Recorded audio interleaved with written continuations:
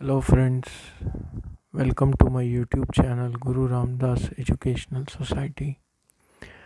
आज हम एक मेडिकल कंडीशन के बारे में बात करेंगे जिसको हम बोलते हैं ब्रेन स्ट्रोक। ब्रेन स्ट्रोक जो है बहुत पुरानी बीमारी है, सदियों से चली आ रही है। ब्रेन स्ट्रोक है क्या एक्चुअली?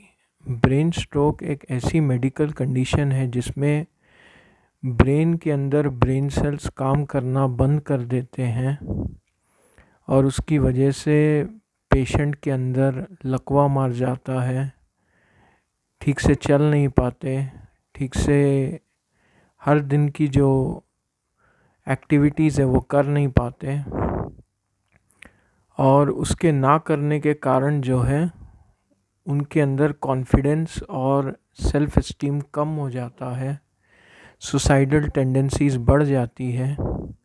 तो इसी वास्ते इन पेशेंट्स के लिए बहुत प्रकार के रिहैबिलिटेशन प्रोग्राम्स जो है कंडक्ट किए जाते हैं कि ये पेशेंट्स जल्दी रिकवर कर जाएं। ब्रेन स्ट्रोक में क्या सिम्टम्स दिखाई देते हैं उसका छोटा सा जो है विस्तार बता रहा हूँ। उसमें सडन पैरालिसिस हो सकता है, नमनेस हो सकती है, सुन्नपना दिखाई दे सकता है, हेमीप्लेजिया, आधा बॉडी का पार्ट जो है पैरालाइज हो सकता है, या कोई फीलिंग नहीं हो रही है कोई साइड पे, या स्पाशियल नेग्लेक्ट हो सकता है। मतलब पेशेंट के अंदर कोई भी सेंसेशन नहीं है कि उसका लेफ़्ट साइड जो है, उसको ऐसा लग रहा है कि उसका सिर्फ राइट साइड है, लेफ़्ट साइड नहीं है, तो उसको बोलते हैं हेमी नेग्लेक्ट। तो उस तरीके की जो कंडीशंस है वो पेशेंट्स में दिखाई दे सकती है। इसके साथ साथ उसकी सूंघने की क्षमता, सुनने की क्षमता, टेस्ट करने की क्षमता, बोलने की क्षमता बहुत जो है कमज़ोर हो जाती है और इन पेशेंट्स में जो है दूसरे प्रकार की बीमारियां भी जो है आगमन कर सकती हैं। अब ब्रेन स्ट्रोक दो प्रकार के हैं, एक इशेमिक स्ट्रोक हो गया, एक हिमोरेजिक स्ट्रोक हो गया। इशेमिक स्ट्रोक का मतलब जैसे ब्रेन की आर्टरी के अंदर ब्लॉकेज हो जाए तो ब्रेन के टिश्यू को ब्लड की सप्लाई कम हो जाती है और उसी वास्ते जो है पेशेंट्स में इशेमिक स्ट्रोक हो सकता है। इशेमिक स्ट्रोक 4 प्रकार के कारण से हो सकता है। अगर ब्रेन की ब्लॉकेज में थ्रोम्बस है तो परेशानी हो सकती है, या एम्बोलस है। एम्बोलस मतलब दूसरी जगह से कहीं से थ्रोम्बस ब्रेन में आ रहा है, जैसे हार्ट से आ रहा है, तो उस केस में भी जो है परेशानी हो सकती है। अब सेरिब्रल हाइपोपरफ्यूजन भी हो सकता है, जैसे ब्रेन को हार्ट में कार्डियक अरेस्ट हो जाए, हार्ट अटैक हो जाए पेशेंट्स में, तो उसकी वजह से ब्लड ब्रेन को नहीं जाने के कारण भी जो है ब्रेन स्ट्रोक हो सकता है और वो जो है इशेमिक प्रकार का स्ट्रोक है। पेशेंट्स के जो वेन्स हैं जिसको हम साइनसेस बोलते हैं, अगर उसके अंदर ब्लॉकेज हो जाए तो भी जो है ब्रेन स्ट्रोक हो सकता है और वो जो स्ट्रोक है वो इशेमिक प्रकार का स्ट्रोक है। अब बात करते हैं पैथोफिजियोलॉजी की कि इशेमिक स्ट्रोक में क्या हो रहा है, पेशेंट्स के सेल्स के अंदर जो न्यूरॉन्स हैं उनके अंदर क्या हो रहा है। पहली तो बात ये है कि जब ब्रेन सेल्स डेड होने लगते हैं उनके अंदर ग्लूकोज की कमी हो जाती है, ऑक्सीजन की कमी हो जाती है और लैक्टिक एसिड एक एसिड है जो बनना ज़्यादा पैमाने पे होता है और उसको हम बोलते हैं लैक्टिक एसिडोसिस, और उसकी वजह से भी जो है पेशेंट कोमा में भी जा सकता है, जिसको हम बोलेंगे ब्रेन कोमा। और एक बात ये है कि इशेमिक स्ट्रोक के पेशेंट्स का जो ब्लड ब्रेन बैरियर है, जो वॉल है, वो टूट जाती है और उसकी वजह से कोई भी प्रकार की चीज़ ब्रेन में एंटर कर जाती है और उसकी वजह से साथ ही साथ इन्फेक्शन हो सकती है, जो कॉम्प्लिकेशन हो गई ब्रेन स्ट्रोक की। तो उस तरीके की जो है बीमारियां भी आ सकती हैं।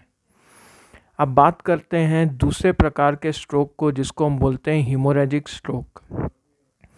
हीमोरेजिक स्ट्रोक एक ऐसे प्रकार का स्ट्रोक है जैसे कोई नस फट जाए ब्रेन के अंदर, तो उसके फटने से जो ब्लड बाहर निकलता है, ब्रेन के अंदर आता है, उसको हम बोलते हैं हीमेटोमा, और उस वजह से भी जो है परेशानी हो सकती है। तो ये सबएरेक्नॉइड हीमोरेज हो सकता है या इंट्रासेरिब्रल हीमोरेज हो सकता है।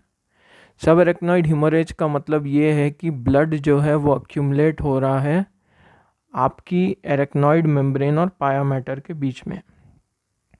इंट्रासेरिब्रल हीमोरेज का मतलब ये है कि जो ब्रेन का टिश्यू है उसके अंदर ब्लड एक्यूमुलेट हो रहा है नस के फटने से, तो उसको बोलते हैं इंट्रासेरिब्रल हीमोरेज। अब क्या रिस्क फैक्टर्स हो गए ब्रेन स्ट्रोक के? 8 प्रकार के रिस्क फैक्टर्स हैं। एक तो हाई बीपी पेशेंट्स में हो तो परेशानी हो सकती है, शुगर पेशेंट्स में हो तो परेशानी हो सकती है, अगर पेशेंट अल्कोहलिक है, शराब ज़्यादा पी रहा है, मदिरा ज़्यादा पी रहा है तो परेशानी हो सकती है, अगर सिगरेट स्मोकिंग ज़्यादा कर रहा है तो परेशानी हो सकती है, फिज़िकल इनएक्टिविटी, अगर काम कम कर रहा है, बेड रिडन पेशेंट है तो उस पेशेंट्स में भी जो है परेशानी हो सकती है। ड्रग अब्यूज़र्स जैसे कोकेन और एम्फेटामाइंस लेते हैं, इस प्रकार के ड्रग्स अगर एडिक्शन में लेते हैं तो उनमें भी जो है ब्रेन स्ट्रोक हो सकता है। अब किस प्रकार के स्कोर्स हम यूज़ करते हैं ब्रेन स्ट्रोक में? एक हो गया रोजियर स्कोर, एक हो गया NIHSS स्कोर, एक हो गया CHAD-2 DS-2 VAS स्कोर, और एक हो गया हैस्प्लेट स्कोर। सो ये स्कोर से जो है हम एसेस कर सकते हैं कि पेशेंट के ब्रेन में क्या खराबी है, किस तरीके का ट्रीटमेंट देना है, किस तरीके की मॉनिटरिंग करनी है, क्या सर्वेलेंस करना है, तो ये स्कोर्स के बेस पे हम कर सकते हैं। अब बात करते हैं डायग्नोसिस की। डायग्नोसिस में क्या करना चाहिए? सबसे पहले डायग्नोसिस अगर हम स्ट्रोक के पेशेंट में कर रहे हैं तो CT स्कैन करना बहुत ज़रूरी है, क्योंकि CT स्कैन से पता चल जाता है पेशेंट के अंदर किस प्रकार का स्ट्रोक है, चाहे वो इश्केमिक हो चाहे वो हीमोरेजिक हो। सेरिब्रल एंजियोग्राफी करनी चाहिए, जो वेसल्स ब्रेन के अंदर है उनकी एक स्कैन चलती है जिससे हमको पता चलता है कि कहाँ पे ब्लॉकेज है, तो उसको बोलते हैं सेरिब्रल एंजियोग्राफी, वो करनी चाहिए। डॉपलर करना चाहिए। सो इस प्रकार की डायग्नोस्टिक मोडालिटीज़ इमरजेंसी टीम को पता रहती है और वो जो है वो कराते हैं। पहले 3 घंटे से 4 घंटे में CT स्कैन करके जो है हम पता लगाते हैं पेशेंट में किस प्रकार का स्ट्रोक है, और उस बेस पे ट्रीटमेंट की प्लानिंग चलती है। अब बात करते हैं किस प्रकार की ड्रग्स हम दे सकते हैं ब्रेन स्ट्रोक के पेशेंट में। हम एस्पिरिन दे सकते हैं, क्लोपिडोग्रेल दे सकते हैं, टिक्लोपिडिन दे सकते हैं, डाइपिरिडामोल दे सकते हैं। तो ये प्रकार के ड्रग्स जो है कॉमनली हम ब्रेन स्ट्रोक के पेशेंट्स में देते हैं। अब जिस पेशेंट में ब्रेन स्ट्रोक है और उसकी कैरोटिड आर्टरी जो नेक के थ्रू ब्रेन के अंदर जाती है, उसमें अगर ब्लॉकेज हो जाए तो उसको हम सर्जिकली वहाँ से क्लॉट निकालना पड़ता है, जिसको हम बोलते हैं कैरोटिड एंडार्टेरेक्टोमी। तो कैरोटिड एंडार्टेरेक्टोमी करने से जो रिस्क है फ्यूचर में स्ट्रोक आने का वो कम हो जाता है। फिर मैकेनिकल थ्रोम्बेक्टोमी करते हैं। मैकेनिकल थ्रोम्बेक्टोमी का मतलब ये है कि हम सर्जिकली जो है थ्रोम्बस को, जो गट्ठा बना हुआ है, जो क्लॉट बना हुआ है, उसको निकालते हैं। फिर क्रेनिएक्टोमी करते हैं। क्रेनिएक्टोमी में जो है हम कुछ पार्ट ऑफ स्कल को जो है यहाँ से ऐसे काट के जो है निकालते हैं, और उसकी वजह से इंट्राक्रेनियल जो प्रेशर है, जो प्रेशर बना हुआ है ब्रेन के अंदर जिससे हेडेक हो रहा है, वो कम हो जाता है। तो क्रेनिएक्टोमी भी बहुत एक सक्सेसफुल प्रोसीजर है जो पेशेंट्स में स्ट्रोक होता है। अब बात करें किस प्रकार की ट्रेनिंग प्रोग्राम से हम स्ट्रोक के पेशेंट को रिकवर कर सकते हैं, जिसको हम बोलते हैं स्ट्रोक रिहैबिलिटेशन। स्ट्रोक रिहैबिलिटेशन में सबसे पहला है कॉग्निटिव रिहैबिलिटेशन। कॉग्निटिव रिहैबिलिटेशन में क्या होगा, हम कॉग्निटिव एबिलिटीज़ के ऊपर काम करेंगे पेशेंट के अंदर, जिससे हमको पता चलेगा कि उसकी कंसंट्रेशन का क्या लेवल है, मेमोरी का क्या लेवल है, क्या एफिशिएंसी है उसकी। तो ये सब बातें हमको जो है कॉग्निटिव रिहैबिलिटेशन से पता चलेगा। सिमुलेटेड एक्सपीरियंसेस कराना पेशेंट को, वो भी एक बहुत बड़ी चीज़ है स्ट्रोक के पेशेंट में। अगर पेशेंट गाड़ी चलाना देखता है या सीखता है, कंप्यूटर स्क्रीन पे देख के सीखता है, तो उसको समझ आएगा कि किस तरीके से गाड़ी चलानी चाहिए और वो ट्राई करेगा उस तरीके से काम करने की, और उससे जो है उसकी कॉग्निटिव प्रोसेस जो है इम्प्रूव होगी, उसकी कंसंट्रेशन बढ़ेगी, उसकी मेमोरी बढ़ेगी। तो उस तरीके से हम उसकी ब्रेन की रीवायरिंग करेंगे, रीप्रोग्रामिंग करेंगे। योगा करा सकते हैं पेशेंट को। योगा कराने से, मेडिटेशन कराने से उसका जो स्टैमिना है, मेंटल स्टैमिना, ब्रेन के जो सेल्स हैं वो फिर से रीजनरेट होना शुरू होंगे और उसकी वजह से भी जो है उसको फ़ायदा होगा।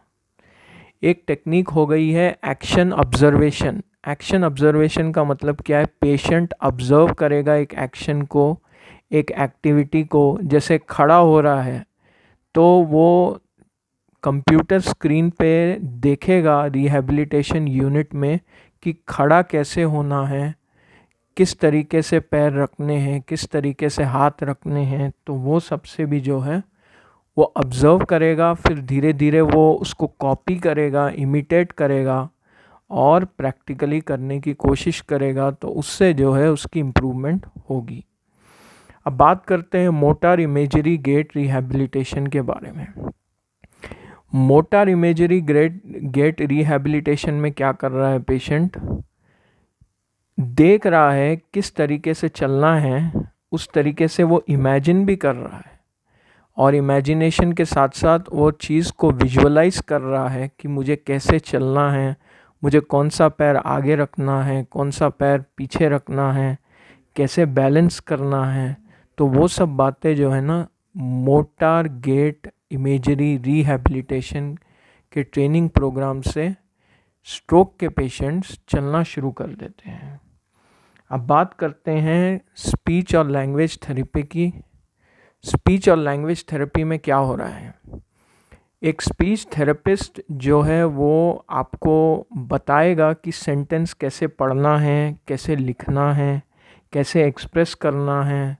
तो उससे जो स्पीच एरिया है ब्रेन के अंदर वो काम करना शुरू करेगा और धीरे धीरे जो है पेशेंट बोलना शुरू करेगा।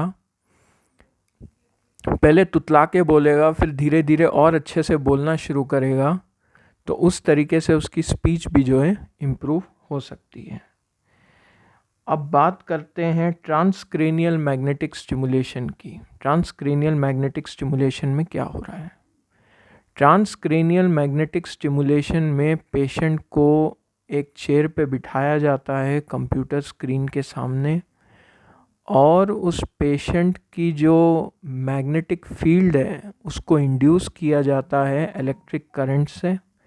फिर से एक नया इलेक्ट्रिक करंट जनरेट होता है ब्रेन के अंदर, और वो ब्रेन सेल्स स्टिमुलेट होते हैं, और उनकी स्टिमुलेशन से जो है उनके कॉग्निशन में इम्प्रूवमेंट आती है, डेली एक्टिविटीज़ में इम्प्रूवमेंट आती है। तो इस तरीके के रिहैबिलिटेशन प्रोग्राम्स उनका कॉन्फिडेंस लेवल बढ़ाते हैं, सेल्फ इस्टीम बढ़ाते हैं, सुसाइडल टेंडेंसीज़ कम कर देते हैं।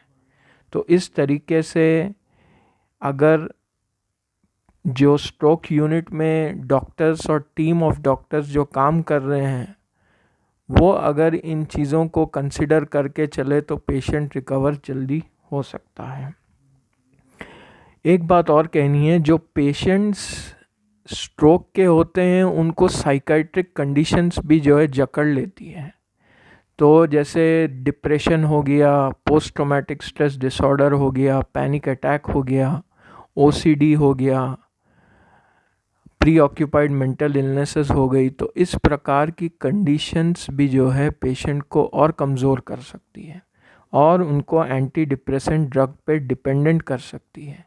तो हमें चाहिए कि स्ट्रोक के पेशेंट्स को इन चीज़ों से बचाने के लिए हमको जो है उनको बूस्टअप करना चाहिए, अफर्मेशंस करने चाहिए और रिहैबिलिटेशन प्रोग्राम्स के थ्रू जो है वो जो है ठीक हो सकते हैं। आज के लिए बस इतना ही, और आगे भी मैं अच्छी वीडियोस लाऊंगा आपके लिए। आप इस वीडियो को देखिए, समझिए। शॉर्ट में बोला गया है स्ट्रोक के ऊपर। आपका बहुत बहुत धन्यवाद। नमस्ते, सत श्री अकाल, आदाब।